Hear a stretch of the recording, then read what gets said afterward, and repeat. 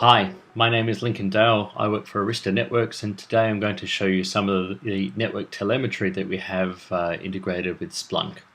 So a quick overview of Splunk is Splunk ingests and collects machine data and makes it available. It can take data from any number of sources for log files, from applications, from web servers, and it makes that information available sort of through big data type searches and some great kinds of visibility. What we're doing at Arista, and probably perhaps for the first time, is we're actually making network telemetry data available to within Splunk as well. So we're taking all sorts of data from Arista switches, from interface counters to latency analysis, to data analysis, to S-flow, capacity planning, VM visibility, network topology, and even custom scripts that can run on top Arista switches, and we're ingesting this data into Splunk. So here we are logged on an Arista switch, and on this switch we actually have the Splunk extension installed. So if we look at this, what we're going to see is that the extension is installed. We've configured forwarding to a Splunk server instance, somewhere we have within our network. We've told our switch that we've got a whole bunch of items that we wish to index. And Splunk itself is actually running on the switch. It's actively forwarding data, and it's all functional. From a configuration perspective, it's very simple to set up. You just go into configuration, go into Splunk Forwarder. From here we can configure the actual Splunk servers. We can configure data that we want to index and the frequency at which we want to send that data. Might be we want to send counters more frequent. We could, let's say, do something like that, send interface counters at 10-second intervals. Might be that we actually want to run a custom script to send some specific data. We can actually do that. We can actually define a custom script, send it whatever interval we want, and actually define something inside Linux to actually send that data. This is exposing some of the extensibility of Arista EOS, that it's Linux under the covers, and we don't hide that. There's a lot of flexibility in terms of allowing our customers to actually extend what we have and push out additional data. Okay, so if we actually look at Splunk, here's a web browser that we've just pointed at our instance of Splunk, which we'll just log into. Within Splunk, what Arista is providing is a specific Arista Networks application that can visualize the data that we're putting into Splunk. Now, looking at this, what we're doing is we're pushing a bunch of data into Splunk, aggregate traffic data on how much traffic we've got in our network. Over here on the dashboard we have alerts and logs of devices. We have any drops that are going on, or congestion, and any errors. This is the summary page. If I wanted to sort of drill down into these one by one, it might be that, say, some of these errors over here are a bit alarming, so we might want to zoom into those. And we can look and see what alerts we have on individual switches within our network. If we had data go back a long time, we'd have all sorts of things in here. But let's say want to look at what this critical alert is. We could click on this and find out what it is, and it will tell us what it is. Might be we've got a bunch of other alarms and alerts, things like that. We can get visibility into that. One of the nice things about this data being in Splunk is you could drill down, and there might be, let's say, you can combine performing troubleshooting against an application with the network data in the same place. We can actually make use of the fact that Splunk is post-processing the data and can give us some nice analytics on what alarms and alerts and logs are actually happening, and show that. Might be that we're troubleshooting a performance problem within the network, and it might be that we want to look at and see what the performance is going on a given switch. We can visualize the data we have. In this case, we're looking at a switch called cadmium, and we can see that the rates have been getting quite high in this last 4-hour period. Might be that we want to zoom in on a particular time frame, looking around the same time when a problem was, and again we can look at all sorts of analytics out of the switch on what were the characteristics of an individual interface. Might be that we don't actually know our switch interfaces by what the devices are attached to them. Again, one of the nice things is that we can actually pick up things like the port descriptions from interfaces. So in this case, let's say we were troubleshooting a problem with a particular build server 224. We don't have to know where that's attached to. Again, we can make use of information in the network that we're populating into Splunk, the concept of where the interface descriptions, and so we can actually do searches and things based on that, and actually show data based on that. We can drill down in interface statistics in all sorts of interesting ways.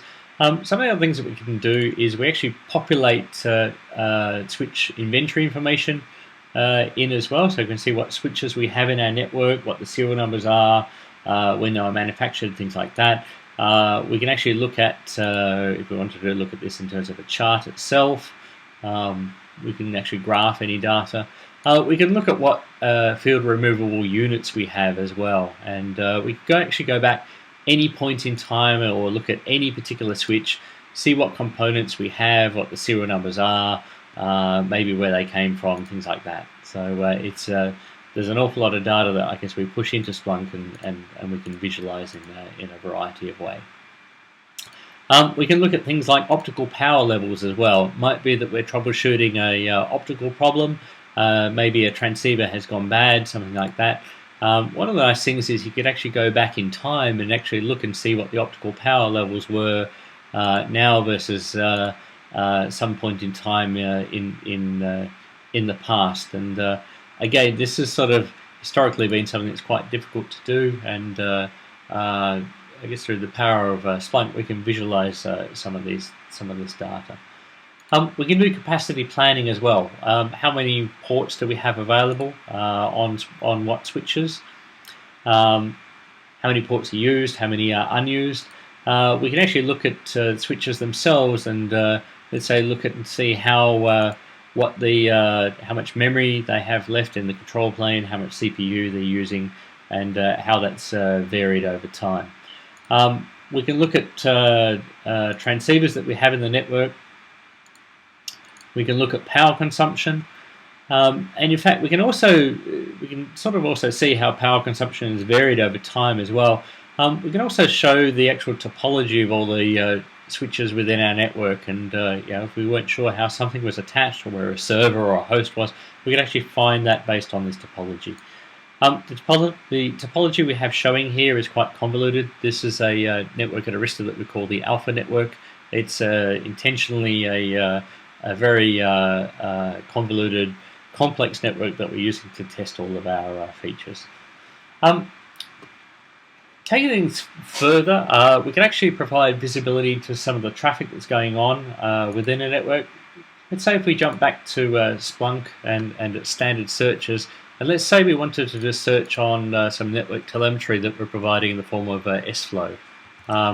We can do a search, let's say, based on source type equals Arista SFlow. And if we looked at this, we actually have a bunch of sampled data traffic that we're actually sending into Splunk here. We can quickly look and see who the top talkers are of within a particular network or a VLAN, and we can actually sort of again use the visualization of Splunk to very quickly and easily see that. We could, let's say, see who the top IP addresses were that were talking. Might be that we want to show this as a table. We could change our search and do, say, something like, let's say we wanted to look at top talkers in VLAN 1. We could actually ask this, who are the top talkers, and show it to us as a table. And we could then, let's say, turn this into a chart if we wanted to do that, or generate a report based on that. Might be instead that we want to turn this into a different kind of chart. Again, you can do those kinds of things quite easily. Okay, let's say we want to take this a step further. Let's say look at what HTTP traffic we have going on in our network. we can actually see, based on S-flow sampling the beginning of traffic, we can actually look and see what HTTP headers and things we've collected through sampling on our network, and we've got a variety of different fields that we've collected here. Might be that we actually want to start to look in this and say, where is my traffic going? We might want to do, let's say, like a geolocation lookup on IP, let's say IP source address. And we can actually show that, and we can see where our traffic is going.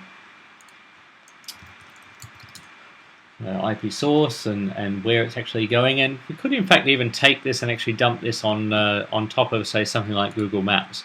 Might be that we wanted to, let's say, let's look at where all my traffic is going. We might make a query along the lines of geolocation lookup everything. This query itself, we might then change the visualization within Splunk to say Google Maps, and we can actually overlay this data over the top of Google Maps. So we want to see where our traffic is going in the world. We could certainly do that. If we zoom out, obviously there's some data going into the Bay Area here. But I'm sure if we zoom out, we'll find that it's actually going to other parts of the world. Some traffic going to LA, some going to New York, Massachusetts, and there's probably, I would guess, a bunch of traffic going in Australia as well. This gives you, I guess, a very, very quick overview of some of the things that we have available with Splunk and Arista and the network telemetry that we're making available.